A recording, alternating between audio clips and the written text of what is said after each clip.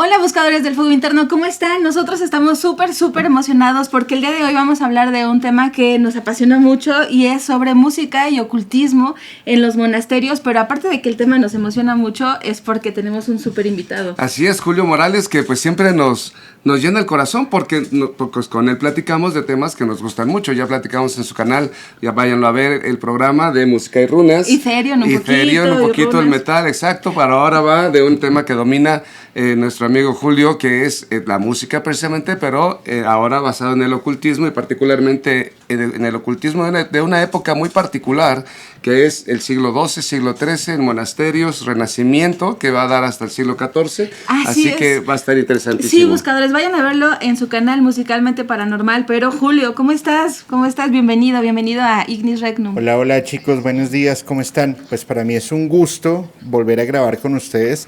Fue un gusto haberlos podido conocer en el Meet and Greet en Ciudad de México. La verdad es que nos la pasamos muy bien. Además que ustedes son como todas unas estrellas de rock and roll.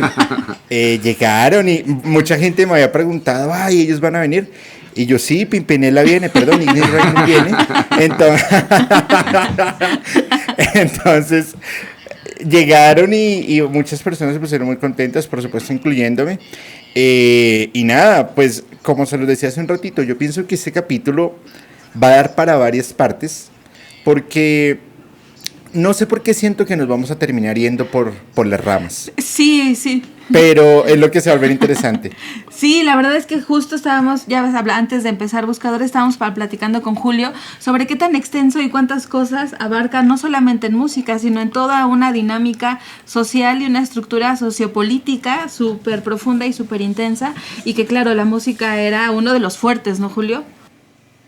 Sí, por supuesto. Y a ver, la música siempre ha sido un medio de expresión. Ha sido un medio de poder decir qué sucede, poder manifestar, por supuesto, tener control mental, poder hacer conspiraciones. No me acuerdo si lo hablábamos, sí, creo que fue con ustedes lo del blues y todo ese tema de la esclavitud en Estados Unidos, cómo se va dando. Pero particularmente en la Edad Media, la manipulación de la información y de toda la manifestación del arte, no solamente la música, sino la pintura, el teatro, poesía, todo tenía que ser controlado por el clero, por supuesto, por el clero católico, y también en una parte por las monarquías, porque la monarquía y el clero en algún punto llegaron a ser lo mismo.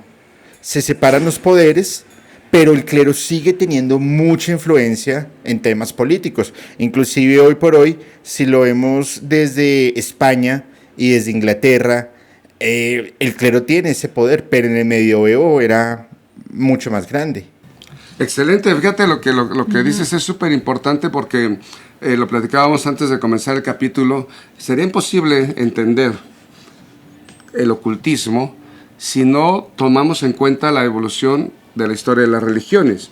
Es decir, desde que nace el cristianismo como una parte sectaria del judaísmo, pero que sustenta toda su creencia, toda su fe en el antiguo, en lo que se conoce como la Tanaj o el Antiguo Testamento, y posteriormente fueron empujados todos estos pueblos hacia precisamente España, Toledo, Guadalajara, toda la zona de Andalucía, etcétera, por la expansión islámica.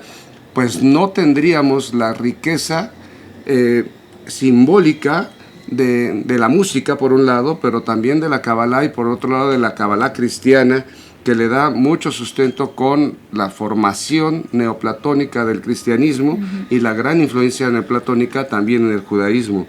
Así que esto que comentas es brutal porque definitivamente la fuerza simbólica, la fuerza filosófica que tienen estas religiones abrámicas en general, pues es muy potente.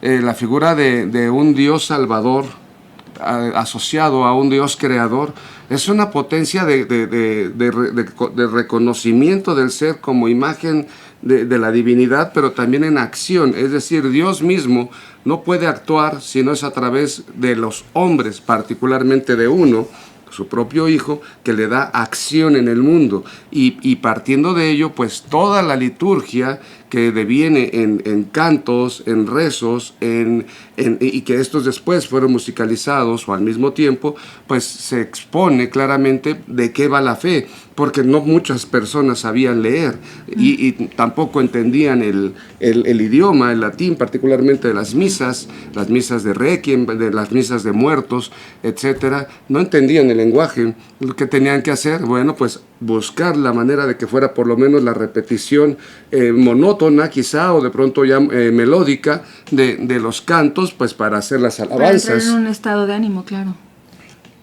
Pero fíjate algo. A ver, recordemos allá en la antigua Grecia, cuando los sofistas echaban sus cuentos en que todo era porque sí, no habían mayores explicaciones.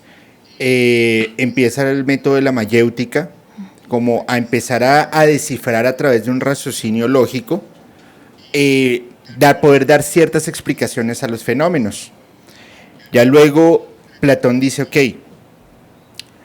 vamos a perseguir un conocimiento, vamos a lograr un conocimiento. A medida que tú vayas teniendo esa experiencia, tu alma o espíritu va a evolucionar. Y la idea es que tienes de dos: o vas al suprasensible, o empiezas a reencarnar acá, después de tu vida actual, empiezas a reencarnar para seguir buscando ese conocimiento de acuerdo a tu misión de vida. Lo peor que puede caer es que termine siendo un cucarrón, porque el cucarrón está bajo tierra y no va a poder perseguir la luz en donde está el conocimiento. Siglos después, el clero, dentro de su evolución, toma la vida, cielo e infierno como una evolución del pensamiento platónico en la filosofía, en esta línea de filosofía, y empieza a buscar medios de expresión. Pero adicional a esto, y ojo, en los cantos gregorianos, claro, hablan sobre teoría musical, sobre la voz, sobre estas partituras, sobre el latín, pero fíjense algo, toman instrumentos que no eran justamente europeos, bueno, que no eran de esa zona de Europa, sino que los toman, por ejemplo, de los vikingos, que los toman inclusive de algunas regiones de Asia, los traen y los vuelven cristianos. Y los que no los aceptaban o que eran instrumentos no cristianos, los volvían paganos. Pero al final, y lo he dicho varias veces, el clero católico ha tomado varios indicios paganos que no son paganos, porque ser pagano no significa, o sea, me parece es un irrespeto hacia otras culturas y hacia otras líneas de conocimiento, pero los adoptan justamente para seguir trayendo adeptos. En la música y en los cantos gregorianos pasaba lo mismo. Habían personas que no sabían latín, habían personas que no sabían leer, habían personas que le rezan a un dios que cuando le preguntas, bueno, ¿y quién es Dios? Le preguntaban ellos, pues, no sé. Pues eso también sería muy pagano, porque le estás dando un centro cultural a alguien que no tiene ideas básicas de lo que significa que les estén enseñando. No sé si me explico. Sí, claro, y yo creo que tienes toda la razón, Julio, que al final siempre lo conversamos, es como una conglomerado de información, como bien dices, recuperada de muchas partes, y me parece bien interesante lo que dices sobre el infierno y el cielo, allá donde los dioses están, porque justamente tiene mucha asociación con los nórdicos o con la mitología que sustenta a las runas, de lo que hablábamos cuando estuvimos contigo en Musicalmente, porque el inframundo de los nórdicos se llama Hel, precisamente, y cómo se quedó el nombre del infierno como Hel, precisamente, que era Helheim realmente, ¿no? El nombre completo del inframundo de los nórdicos es Helheim, y bueno, lo que lo cambian esta religión es que lo hacen como un lugar espantoso y un lugar horrible, cosa que para los nórdicos no estaba contemplado como algo tan horrible. Y por el otro lado tenemos a Asgard, que es el cielo, precisamente allá donde viven los dioses, bueno, en otros lados también viven, pero podríamos resumirlo de esa forma, y allá arriba viven los dioses mayores, ¿no? Y es similar precisamente como vemos ahora en las pinturas, que vemos al dios ahí en la nube, y el infierno está allá abajo, por debajo, en las cuevas, en estos lugares oscuros e infernales, precisamente, y vamos catalogando en reinos o en sitios en donde se van acomodando los hombres, los dioses y los demonios, ¿no? Entonces, que de la misma manera toma una estructura semejante en la Cábala, por ejemplo, con los reinos superiores, con los reinos inferiores, y que justamente con estos grimorios, por ejemplo, que sucedieron en esta época de la que estamos hablando de oscurantismo, pues sí, fue un gran oscurantismo, pero al mismo tiempo los grimorios tuvieron un gran auge precisamente porque la curiosidad es grande, ¿no? Y había grandes científicos, filósofos, ocultistas que querían recapitular esta información y consignarla. Y sobre todo me parece también súper importante lo que dices, Julio, porque como ya decía Jaime también, no sabían leer. A veces pensamos como que estamos en esta época viviendo con las mismas, pues los mismos aprendizajes y privilegios de que sabemos leer y escribir y tenemos la dinámica del internet, ¿no? Pero pues, obviamente en estas épocas no todo el mundo leía, y entonces a través de cómo era la educación, que es lo que tú dices, ¿no? Imponer un conocimiento a las personas a través de canciones y a través de imágenes, a través del arte precisamente, a través de la pintura, pero al mismo tiempo era muy restringido, como decías, por el propio clero, con cánones muy específicos, muy cerrados, muy limitados, y cuidado y te salieras porque el artista no es el que crea, es Dios el que crea a través de tus manos. Toda una estructura política, como decías. Eso me parece muy importante porque definitivamente en la búsqueda del conocimiento, que es lo que precisamente es una visión socrática, platónica y aristotélica, a mí me parece súper importante tratar de bajar todo esto a cuestiones estructuradas. Por ejemplo, la propia notación musical, hablando de ello, amén de la alquimia o la química, la física, la lógica, la gramática, la retórica, la geometría, la música, la astronomía, todas estas ciencias que componen las artes liberales, pues nacieron en los monasterios, son parte de la escolástica, y que definitivamente pensar que todo deviene de Dios era un pensamiento pues muy útil, pues, porque hacía una suerte de modelo a perseguir. Eso es lo divino, esto es lo superior, y finalmente se buscaba estructurar también pues una forma de aprendizaje que fuera heredable en el tiempo, que no solamente se quedara en el punto de la oralidad, y que como mucho de la música así era, se quedaba, porque no había lo que tenemos ahora de partituras y notaciones musicales, pues se quedaba en el registro de la mente y se iba heredando en el tiempo. Pero finalmente, gracias a la escolástica, es que tenemos precisamente pues grandes piezas musicales que se pueden todavía interpretar, porque medianamente se pueden entender o descubrir cómo era que se tocaban con aquellos instrumentos que tú decías, que aparte estaban generándose nuevos instrumentos, entre ellos los instrumentos de cuerda por golpeo, o los instrumentos se estaban perfeccionando los instrumentos de roce, de fricción, ¿no? Y muchos otros desaparecieron, que se tocaban con manivelas, etcétera. Pues ya son instrumentos antiguos que ya no se usan, y que la notación o el temperamento de esos instrumentos ya no corresponde a la escala musical actual. ¿Tú qué piensas, Julio? Es que, mira, lo que mencionan de la escolástica a mí me parece fundamental y es clave, por varios sentidos, pero yo lo veo así. Vamos a suponer que hay un Dios, hay un único Dios, y yo supongo que sí. Al final cada religión va buscando su propio camino, pero para mí todo termina en un solo Dios. Uy, por allá se sacudió el perro. Sí. Sí lo escuchaste, qué chistoso. Sí. Pobre. Ok. Ya se me fue la onda. Ok, ya, dice. Supongamos que hay un solo Dios y este Dios dijo un día vamos a crear el universo. Y yo quiero crear como un juego. ¡Pum! Crea el universo en donde empieza un crecimiento constante. Este crecimiento constante se va generando a través de ondas. Estas ondas producen música. Las ondas del universo son 432 Hz, que es un La. Vamos a ver ahora los primeros seres humanos sobre la Tierra. ¿Escuchaban, por ejemplo, un animal sacudirse o el goteo del agua? Trataban de imitar esos sonidos. Los primeros indicios musicales es la imitación de sonidos ya de la naturaleza, que ya después los volvieron sinfónicos. Pero era por su necesidad de aprendizaje y por su instinto. Al final nosotros somos animales con instintos.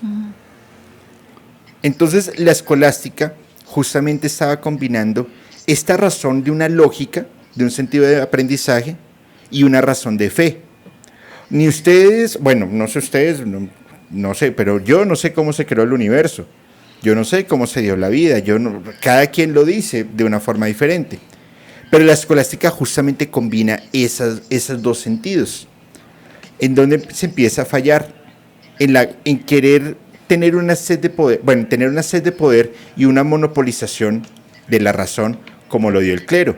Porque es que inclusive dentro de los monasterios y dentro de los cantos gregorianos también había un enfrentamiento por quién tenía la verdad. Y de ahí empiezan a salir otros movimientos artísticos que inclusive los llaman hasta profanos, como los trovadores. Y adicional de los trovadores, los juglares, que estaban retando justamente a estos principios clérigos. Entonces, siempre, al haber un movimiento, siempre va a haber una contraparte. Y es en donde se empiezan a crear estas evoluciones, a mi criterio. Me llama mucho la atención cómo lo mencionaste y tienes toda la razón. De hecho, lo que dijiste es perfectamente Kabbalah.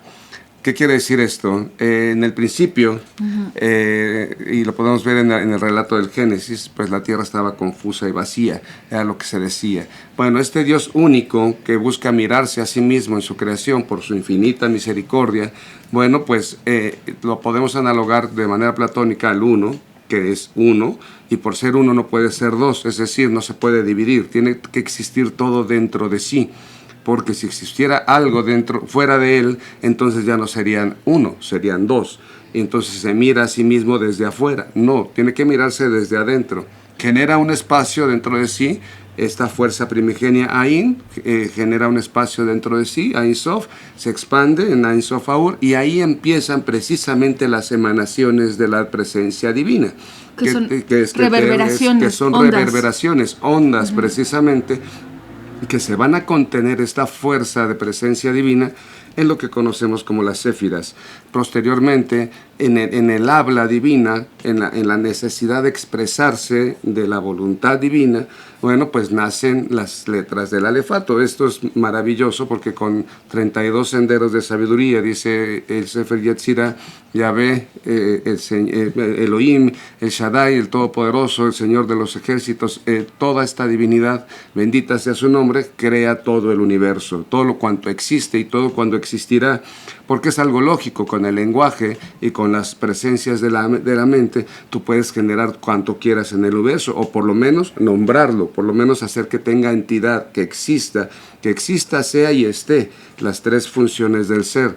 Esto es súper importante porque precisamente hablando del amor cortés, que es lo que nace en la forma de los juglares, de los bufones, de los bohemios, bueno, es como se busca tener un amor más allá de lo carnal, de lo físico.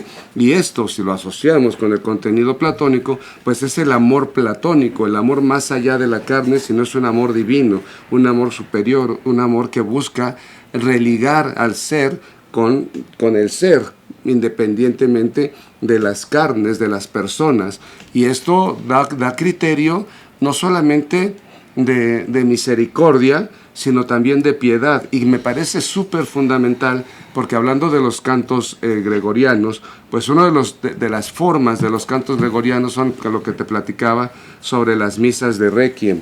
Estas misas de Requiem tienen varias partes, entre ellas de las más conocidas por todos es el Kyrie eleison, Señor ten piedad, y la segunda más conocida es el Dies Irae, y este Dies Irae dio y ha dado y va a dar para todo lo que tú quieras, como una reconciliación con esa divinidad, hablando de la piedad como el acto de seguir las reglas divinas, y si quieres hablar de lo divino como la conciencia de Dios o la conciencia del ser que está aquí como un chispazo de la divinidad, como una facultad superior, y también como un modelo de persecución de la perfección, que sería aspiracional, que sería la figura mítica de Jesús de Nazaret como hijo de la divinidad, o como el primer el primer perfecto de Dios, le podríamos llamar así.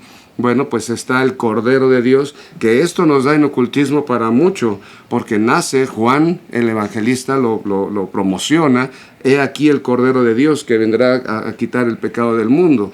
Y esto lo relacionas incluso con los caballeros templarios, hablando del amor cortés precisamente, con cómo liga con Parzival, con Wagner y todas estas historias, pero además, por el otro lado, llega esa figura del Baphomet, este cordero maldito, que se transforma para la redención por la misericordia. O sea, me parece que una pauta muy importante para este tema es la misericordia y la piedad, que son muchos de los componentes, son dos de los componentes que dan sustento a todo, y finalmente da esta redención del pecado por el Cordero, queda en el Cordero Pascual, que tiene su cruz, y sígueme, es la cruz procesional, y que si lo asociamos al árbol de la vida, pues lo podemos asociar a cada una de las céfiras que correspondan en misericordia, por lo menos a Gesed. Claro, y fíjense algo. Nosotros lo estamos hablando hoy por hoy porque hay una investigación, porque hay un acceso abierto a la información, que hay información errónea, que hay información real, por supuesto, pero tenemos acceso a el internet, podemos ir a bibliotecas y en fin. Pero en el medioevo, muchísimas de las escrituras desaparecieron. Las quemaban, las escondían y le daban al pueblo pan y circo para el pueblo. ¿Cierto? Entonces, fíjense algo. El medioevo y ya luego el renacentismo, lo que hacía era entregar un mensaje con diferente forma. En el medioevo cuando empiezan las evoluciones musicales en ese entonces, empiezan primero con la monodía, que era justamente esos cantos gregorianos en latín a una sola voz, para que la gente recibiera el mensaje de Dios de una forma más constructiva y que la gente se lo llevara. Es más, ahorita que lo estoy pensando, desde ese entonces ya utilizaban la música como un mecanismo de control mental. La música es un alucinógeno, si lo quieren ver así, porque claramente va entrando la información de forma más rápida, más compacta, más precisa, y cada quien la puede ir razonando. Adicional que, como solamente lo que estaba en la iglesia era permitido, pues solamente esa expresión musical podía ser permitida.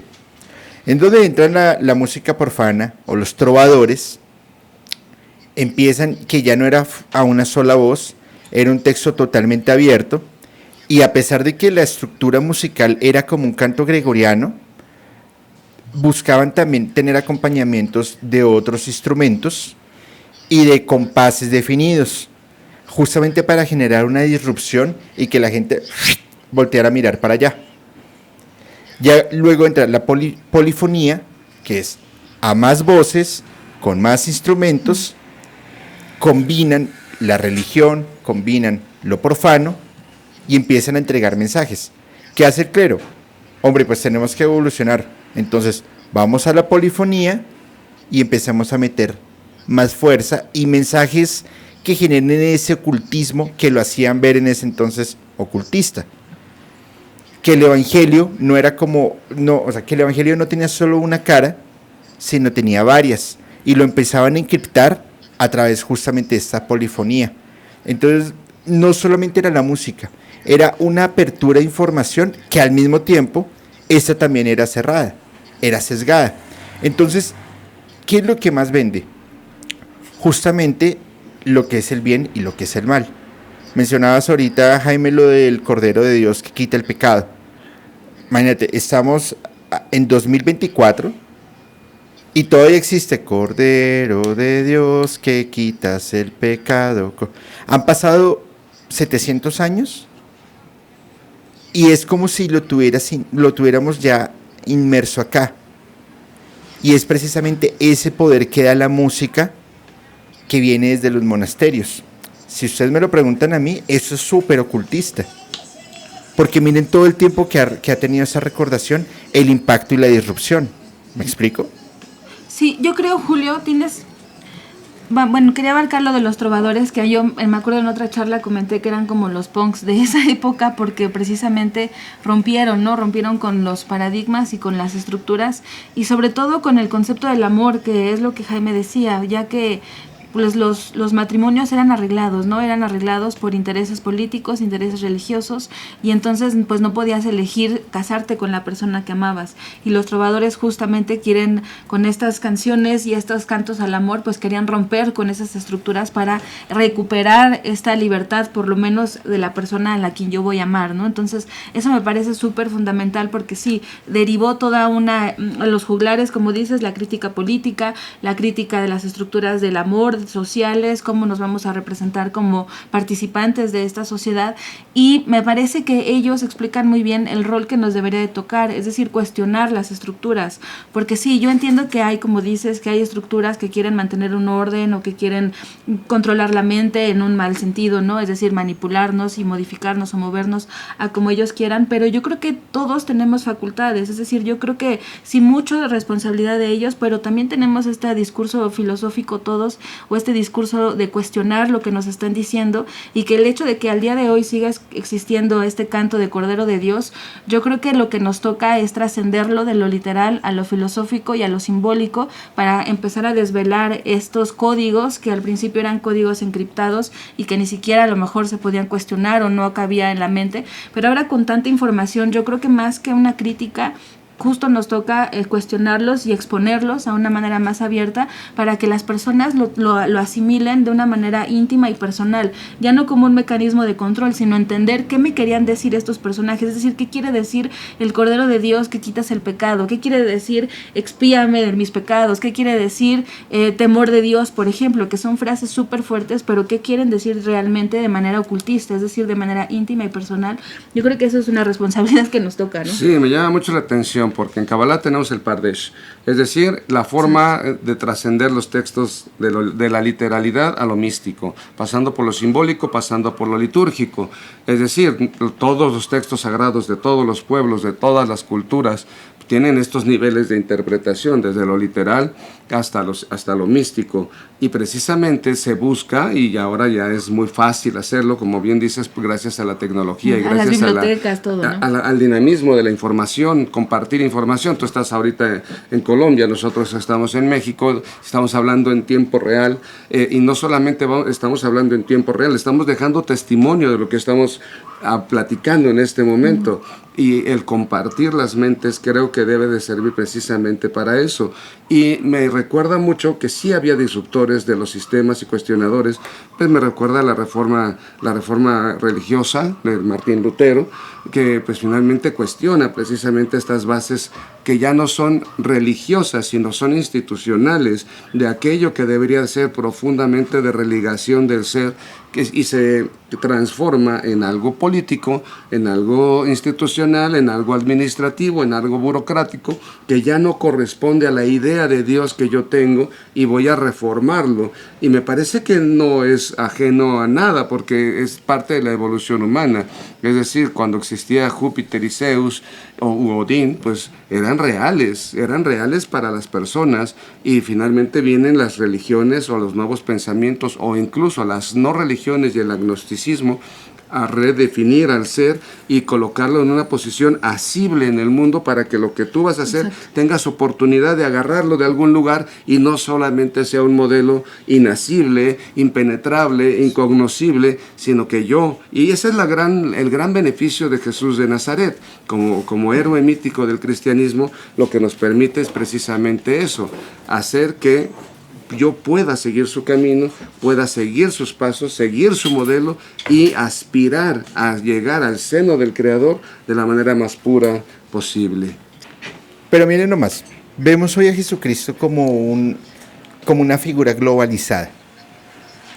Y vuelvo, insisto, la democratización y la apertura de la información.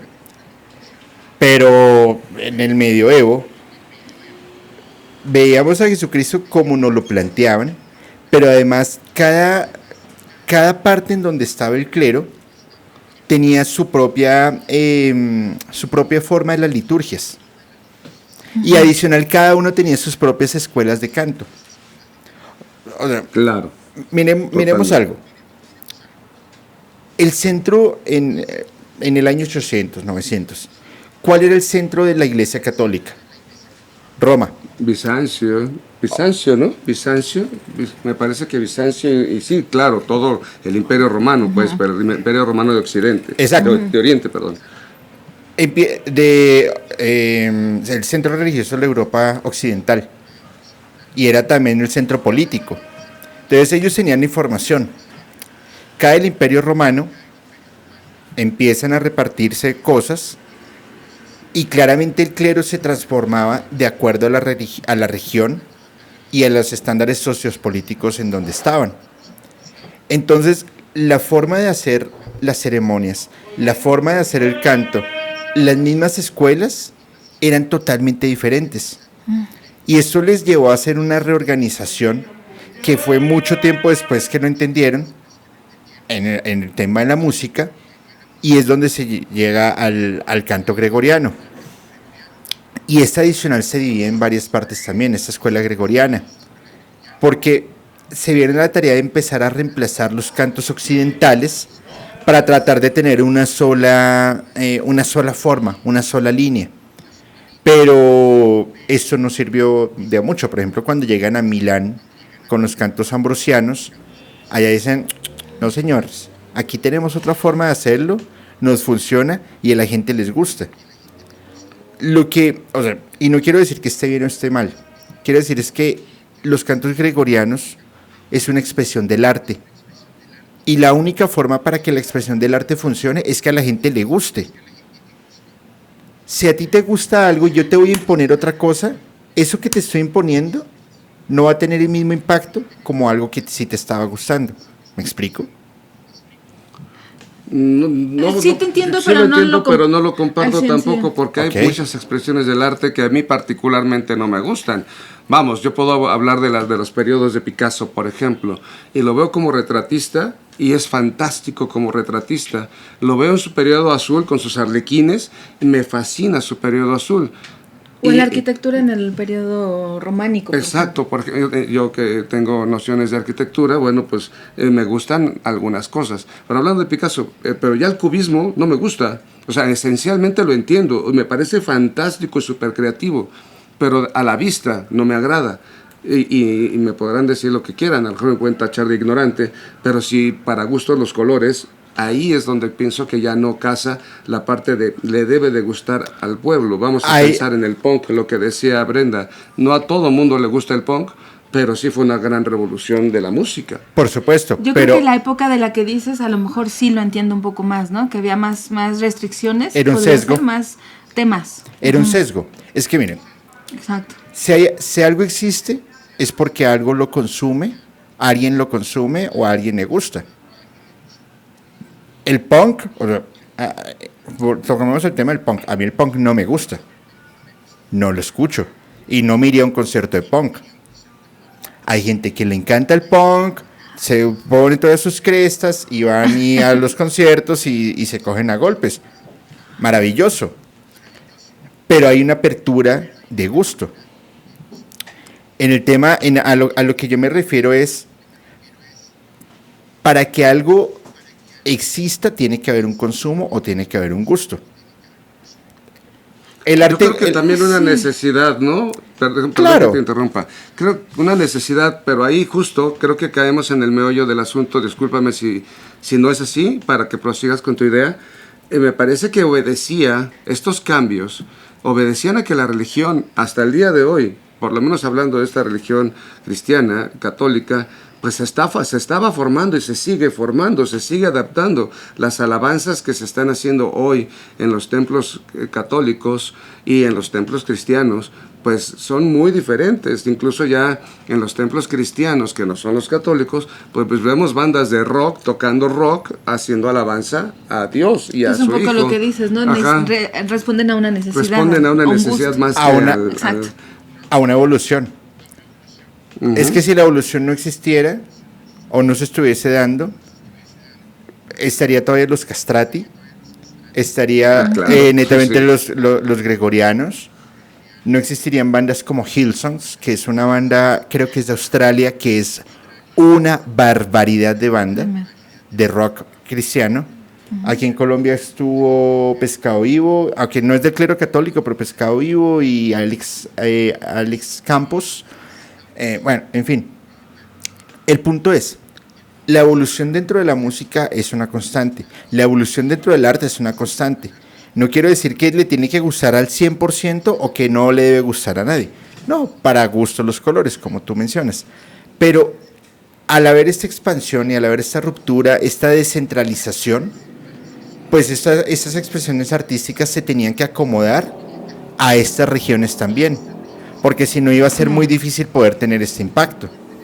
Entonces, me sorprende muchísimo lo que dices, porque pareciese que de pronto se están cantando las mismas cosas con diferentes músicas, con diferentes ritmos. Y ahí es donde deberíamos, tú, yo y todos, y Brenda, y todos los que nos interesa el tema del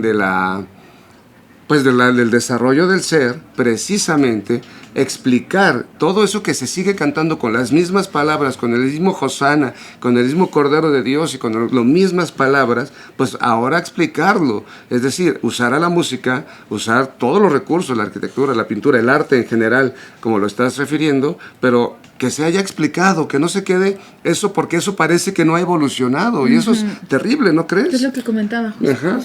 pero por supuesto. Y fíjate que hoy por hoy, es que dijiste algo y acabo de caer en cuenta que estoy exactamente en lo mismo. Hay una canción católica que dice Hosana, Hosana, Hosana en el cielo, Hosana en la tierra, Hosana el Señor. En las alturas. Eso, Hosana. Ajá. Yo no tengo ni idea qué es Hosana. ¿Qué es? Pues es una alabanza, Hosana es una alabanza. Sí, es una alabanza. Así es, alabemos pues. Ok, hagamos un estudio social, preguntémosle a 20 personas si saben qué es Hosana o Hosana. No van a tener ni idea. Y es porque es como funciona como una programación. Pero es que así funciona maravilloso el cerebro. Y es donde digo, es la expresión artística. Hay canciones religiosas que da gusto escucharlas. Porque tienen un buen ritmo, porque tienen una buena tonalidad, porque tienen algo que a mí me gusta. Pero necesariamente lo que a mí me gusta no les va a gustar a ustedes. Eso lo entendieron y lo diversifican. Adelante, Brenda, por favor. Me recuerda mucho, Julio, que yo creo que la mayoría de las cosas que decimos, no solamente en los cantos religiosos o en los cantos de lo que estamos hablando, que no sabemos lo que significa. Eso a mí me parece muy grave. ¿Cuántas de las palabras que leemos o que hablamos en el cotidiano realmente expresan lo que su significado refiere? La verdad es que usamos muy pocas palabras dentro de lo ya versados que podemos ser, porque hay muchos libros, hay internet, todo. Pero también, por ejemplo, el Padre Nuestro, es decir, Dios te salve María, ¿no? El rosario, ¿no? Dios te salve María. ¿Qué significa salve? ¿Qué quiere decir eso? Es decir, lo dicen, lo reproducen y toda la vida lo pueden estar diciendo. ¿Y qué significa eso? Saludo, ¿no? Es decir, salve es un saludo, pero como bien dices, yo creo que pero no es yo siento, Julio, que insisto a lo mejor en esto, no es la responsabilidad tanto del otro, también nosotros tenemos un montón de responsabilidad sobre esto que sucede y que decimos, no, es que nos manipulan, es que nos mueven a la masa, pues sí, pero también uno tiene su responsabilidad y hay que hacernos cargo, ¿no? Yo creo que pero sí. A mí me parece algo todavía mucho más horrible, o sea, yo entiendo que las religiones hacen lo que las religiones hacen, es decir, las religiones buscan adeptos y buscan personas que les sigan y que no los cuestionen de una o de otra manera, la religión que le pongas, el nombre que le pongas. Pero lo que me parece horrible de lo que estamos diciendo, Julio, Brenda, buscadores, musicalmente paranormal,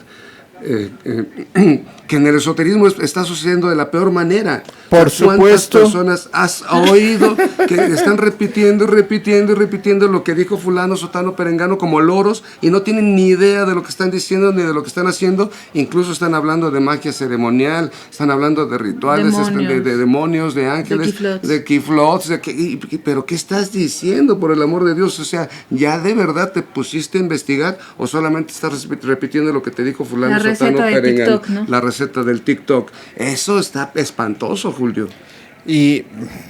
Pero por supuesto, es que fíjate nomás, cuando empezamos a hablar sobre los temas, que íbamos a hablar, debe ser que íbamos a cantar, sobre qué íbamos a hablar y el ocultismo. Mire, cuando nosotros, o en musicalmente, cuando se menciona ocultismo, de una vez a Aleister Crowley. Y no hay nadie más. O sea, Aleister Crowley es como, no sé, ha estado en todas las épocas de la vida. Y es un tema que me parece fascinante. Ojo, no estoy desmeritando. El tema de Aleister Crowley es brutalmente extenso e interesante. Pero cuando voy a hablar con otras personas, temas de Aleister Crowley, ay, sí, el que apareció en los Beatles en una portada y le hizo un pacto con John Lennon. Un pacto. ¿Y cómo? Sí, ellos dos se conocían. Pero ¿cómo? O sea, John Lennon viajó viajó al pasado o Aleister Crowley viajó al futuro.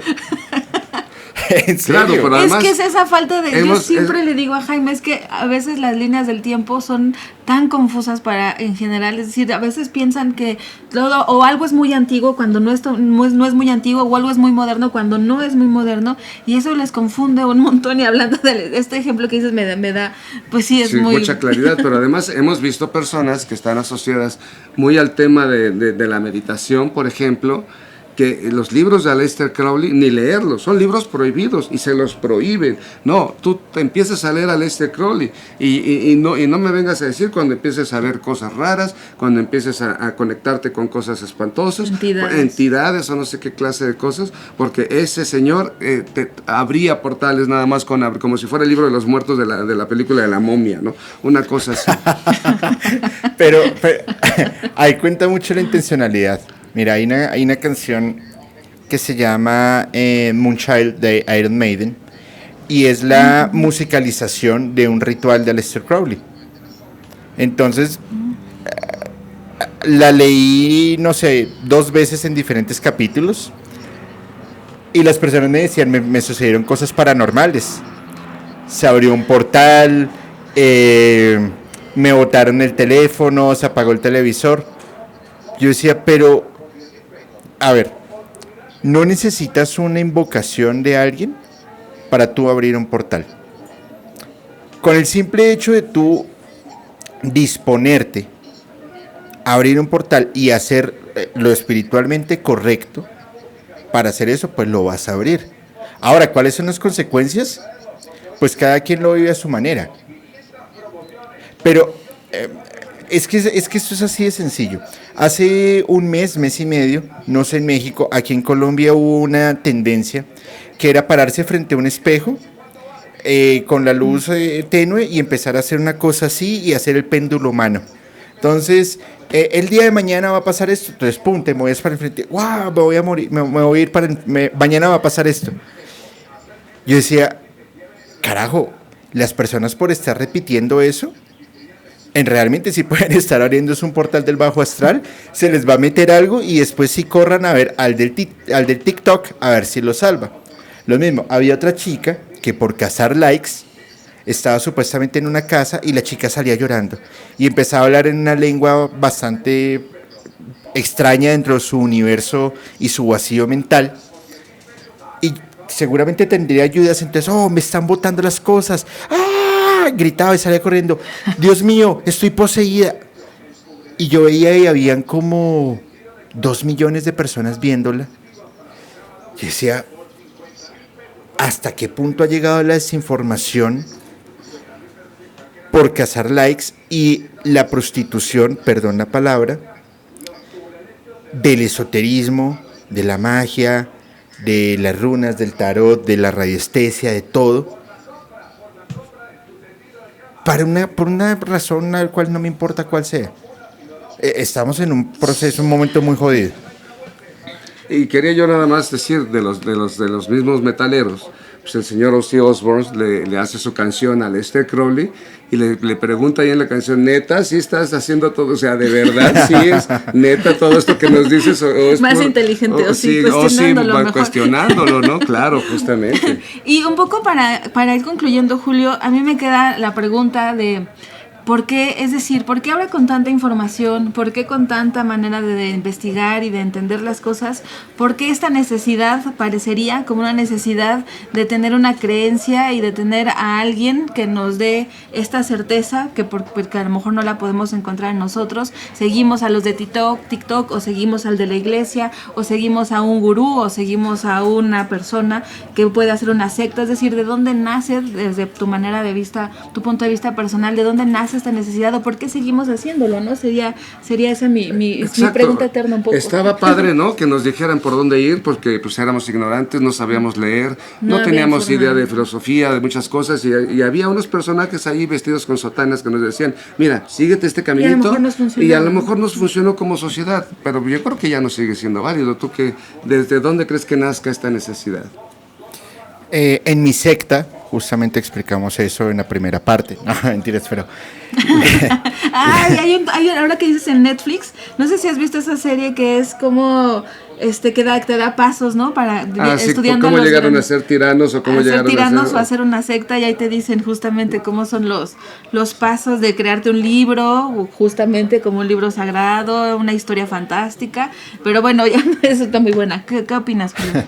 Yo creo que va dentro de los vacíos existenciales y espirituales de las personas. Mira, todos estamos persiguiendo algo. ¿Qué? Depende. Cuando Brenda y Jaime decidieron emprender este camino, ustedes estaban persiguiendo algo. Llámalo sed de conocimiento, llámalo una necesidad espiritual, llámalo curiosidad, llámalo lo que sea. Pero yo considero que ustedes dos tienen el suficiente criterio para decir, no, estás equivocado. O sí, estás de acuerdo. Obviamente no lo van a hacer de forma tan violenta, lo entiendo. Pero han estudiado muchísimos años para poder llegar a tener una información clara. Y hoy por hoy ustedes están impartiendo esa información. Si no, pues no tendrían su escuela, no tendrían el tema del control mental, no tendrían el tema del tarot, ni las runas, ni nada de esto. Pero ustedes dos son y siento decirlo, menos del 0.5% de toda la sociedad. ¿Por qué? Porque toda la sociedad no, algunas personas, no voy a generalizar ni mucho menos, algunas personas les gusta que les den las cosas ya hechas, ya masticadas. Y hay una pereza mental por pensar, por decidir, por existir, y la apuestan al mejor postor. Y te venden una idea. Y claramente hay personas que tienen la capacidad de comunicar, que tienen la capacidad de saber hablar y que te manipulan a tal punto en que solamente es esto y punto. No hay otra religión, no hay otra fe. Fíjate que hace unos días, unas semanas ya, hice un capítulo sobre una iglesia cuyo nombre no voy a mencionar, pero que nació en Guadalajara, en México. Ah, sí, la conocemos todos, claro.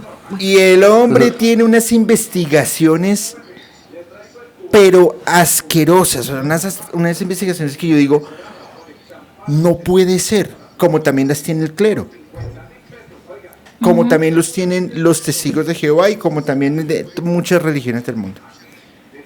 Sin haber sacado el capítulo, porque no lo había estrenado, por lo menos 5 personas me empezaron a hacer hate. Ah, vas a hablar de mentiras, pero es que eso no es así, lo que tú vas a decir es falso. Y yo, pero ¿cómo sabes de qué voy a hablar? O sea, el cerebro está tan lavado y tan manipulado que simplemente dicen, es que esto es y punto, no hay nada más. Me parece bien fuerte lo que dices, Julio, porque al final lo toman como un mártir, ¿no? Y ya le dan una justificación perfecta, que es impresionante. Pero por el otro lado dijiste una frase que me impactó mucho, que es pereza por existir. Es decir, eso me impresionó mucho porque creo que tienes toda la verdad, pero más bien cuestionar de dónde nace esta pereza, es decir, las estructuras, como bien lo decías, ¿no? Políticas, sociales, religiosas, económicas, qué es lo que a lo mejor como grupos, y siempre me gusta referirlo del individuo al colectivo porque es inevitable, ¿no? Como sociedad, qué es lo que no está funcionando realmente y por qué nunca ha funcionado, o es parte de la naturaleza, es decir, hacia dónde nos podemos dirigir con esta pereza a la existencia, que finalmente justamente es pereza a la libertad, ¿no? Justamente Por al supuesto. libre albedrío, pereza, exacto, justo. Fíjense que yo a manera de conclusión les diría lo siguiente.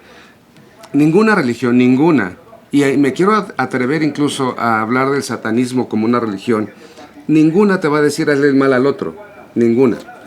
Pero es que tú, usted, haz la paz. pero ustedes han visto los mandamientos, no sé si está bien dicho así, los mandamientos satánicos. Sí, sí, En sí. ningún punto dice hazle mal a otra persona.